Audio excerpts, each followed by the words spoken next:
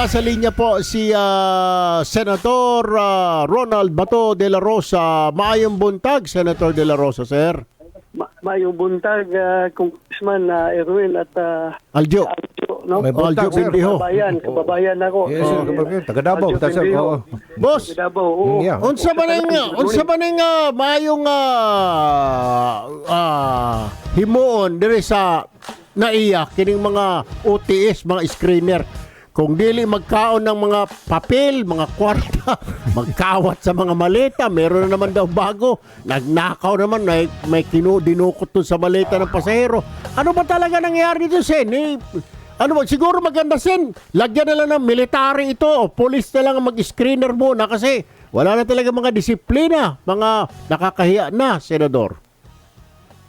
Yun nga, Erwin, no? Pareho tayo ng naramdaman. I really feel frustrated Opo. sa nangyayari dyan sa airport. Nakakahiya na talaga. Isipin mo, akala ko noon yung kinakain lang yung mga shabu na nilagay sa cellophane at pagkatapos itatain na lang afterwards.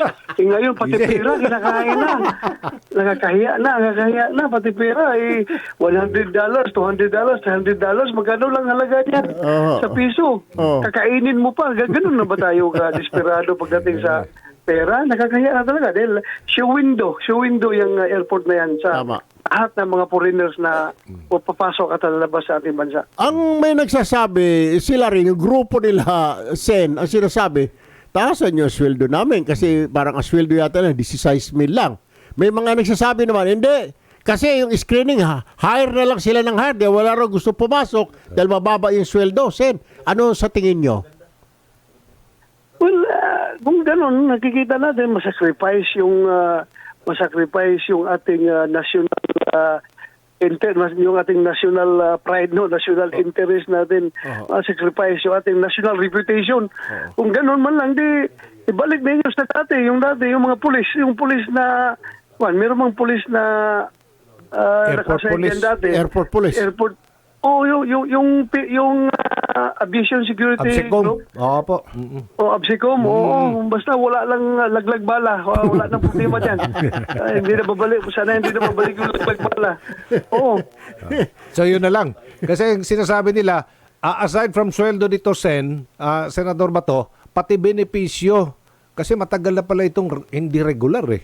Mga contractual for 7 years. So mali talaga sweldo. Pwede ba, Sen, reviewin nyo na ito siguro? Ay, panahon na siguro through you. May umpisahan po na magkaroon ng changes na rito. Diyos ko po, nakakahiya talaga ito, Senador. Pwede. Titingnan natin yan para ma-improve yung services na ino-offer na dyan. Pero alam mo, Erwin, Congressman Erwin, Opo. You and me will agree na it's not naman all about the sweldo. Opo. It's all about sa pagkatao natin. Kaya ng Pilipino sir. tayo. Tapos ganun tayo. Magkakain na lang ng pera.